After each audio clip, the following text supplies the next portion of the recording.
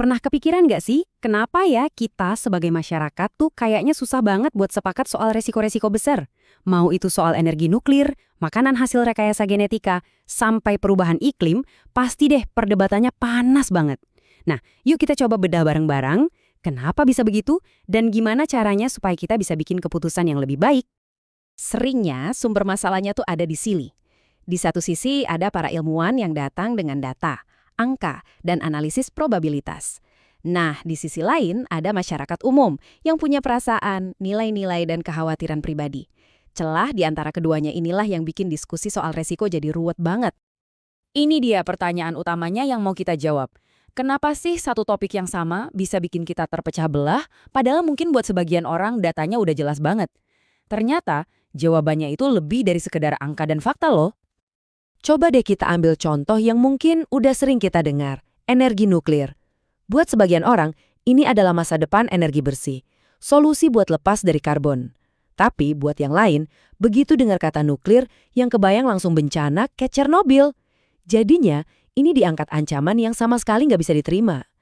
Teknologinya sama, tapi cara pandangnya bisa 180 derajat beda. Kok bisa gitu ya? Nah, kutipan ini benar-benar mengubah cara kita melihat resiko. Intinya, resiko itu bukan sesuatu yang ada di luar sana dan tinggal kita ukur. Resiko itu sebenarnya adalah cara kita menafsirkan informasi. Persepsi kita, nilai-nilai yang kita anut, bahkan emosi kita, itu semua ikut membentuk apa yang kita anggap berbahaya. Oke, jadi penting banget buat kita bedain dua istilah ini. Bahaya itu sifat bawaan dari sesuatu. Ibaratnya singa di dalam kandang. Dia punya potensi untuk berbahaya. Nah, risiko itu adalah kemungkinan bahaya itu beneran menimpa kita. Jadi, seberapa besar kemungkinan singa itu lepas dari kandang dan ketemu sama kita? Paham bedanya kan? Ini kunci buat mengelola risiko dengan benar. Oke, sekarang kita tahu kalau lanskap resiko ini ternyata rumit dan dipengaruhi banyak hal. Terus gimana caranya biar kita nggak terjebak dalam perdebatan yang nggak ada ujungnya? Jawabannya ada di sebuah pendekatan yang lebih terstruktur. Semacam kerangka kerja gitu, buat membantu kita membuat pilihan yang lebih cerdas. Konsep utamanya itu disebut tata kelola resiko. Anggap aja ini semacam buku panduan bersama. Jadi, ini bukan cuma soal keputusan pemerintah aja loh, tapi tentang gimana semua pihak, mulai dari perusahaan, ilmuwan, sampai kita sebagai masyarakat bisa kerja bareng buat memahami dan menangani resiko. Kerangka kerja ini, kalau disederhanain, punya 3 tahap yang logis. Pertama, kita harus pahami dulu gambaran besarnya, kumpulin semua info. Kedua, baru kita nilai risikonya, apakah ini bisa diterima atau enggak.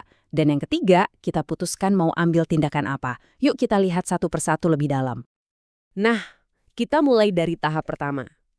Tahap ini bukan cuma sekedar lihat data teknis aja ya, tapi tujuannya adalah membangun pemahaman yang jauh lebih kaya dan lengkap tentang resiko yang lagi kita hadapi.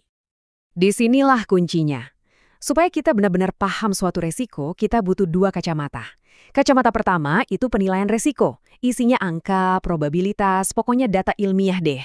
Kacamata kedua itu penilaian kepedulian. Ini soal kenapa orang-orang khawatir, nilai apa yang dipertaruhkan dan gimana perasaan mereka.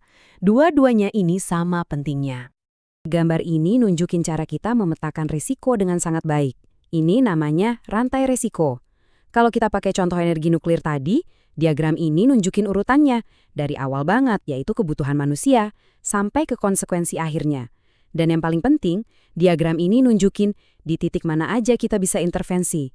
Bisa untuk mencegah di awal, atau untuk menangani dampaknya di akhir. Oke, kita udah paham gambaran besarnya. Sekarang kita masuk ke bagian yang mungkin paling menantang. Gimana caranya kita membuat keputusan dan memilih tindakan yang paling tepat? Wah, ini dia pertanyaan jutaan dolarnya. Nggak ada jawaban ilmiah yang pasti untuk ini. Cukup aman itu sebuah penilaian, bukan cuma pengukuran. Inilah titik di mana data dan sains bertemu dengan nilai-nilai yang dianut masyarakat untuk menentukan di mana kita harus menarik batas. Nah, untuk membantu kita membuat penilaian tadi, ada alat bantu yang gampang banget, namanya model lampu lalu lintas. Zona hijau artinya resikonya oke, bisa diterima. Zona merah, wah ini nggak bisa ditoleransi, harus dihentikan. Nah, zona kuning, ini area abu-abunya. Risikonya bisa ditoleransi, tapi kita harus terus cari cara untuk menguranginya. Jadi, ini dia poin penting berikutnya. Nggak ada satu solusi yang bisa dipakai untuk semua jenis resiko. Cara kita menangani resiko kebocoran data pastinya beda banget dengan cara kita menangani resiko gempa bumi kan? Nah, disinilah kerangka tata kelola resiko ini jadi sangat berguna karena ia membantu kita menyesuaikan pendekatan kita dengan masalahnya. Tabel ini bisa dibilang intisari dari pengambilan keputusan yang cerdas. Kalau risikonya sederhana, ya kita pakai cara-cara rutin aja. Kalau kompleks, kita butuh analisis mendalam dari para ahli. Kalau ada banyak ketidakpastian, kita harus pakai prinsip kehati-hatian. Nah, kalau ada ambiguitas, artinya orang punya nilai dan interpretasi yang beda-beda banget, solusinya adalah wacana. Kita harus duduk bareng, ngobrol diskusi, dan melibatkan semua orang. Pada akhirnya, tujuannya ya ini.